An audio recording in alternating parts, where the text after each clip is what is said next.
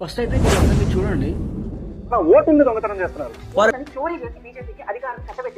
వీళ్ళ పనే ఉండదు, వీళ్ళకి పెద్ద కంటెంట్ కూడా ఉండదు, ఎత్తుకోవాల్సిన అవసరం కూడా ఉండదు. వీళ్ళకి ఏంటంటే anti BJP, anti Modi, anti Pawan Kalyan, anti Chandrababu.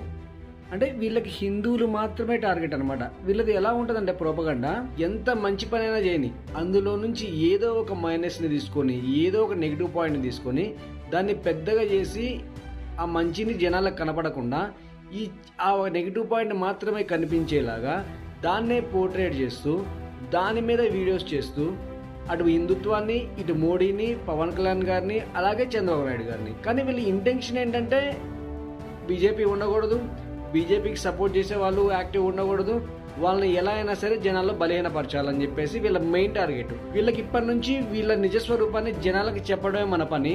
వీళ్ళ నిజస్వరూపాన్ని జనాలకి చూపించే ప్రయత్నంలో మీ అందరి సపోర్ట్ నాకు ఉంటుందని మనస్ఫూర్తిగా కోరుకుంటున్నాను. ఫాలో చేయండి, లైక్ చేయండి, షేర్ చేయండి. వీళ్ళ నిజస్వరూపాన్ని ప్రజలకు చూపిద్దాం.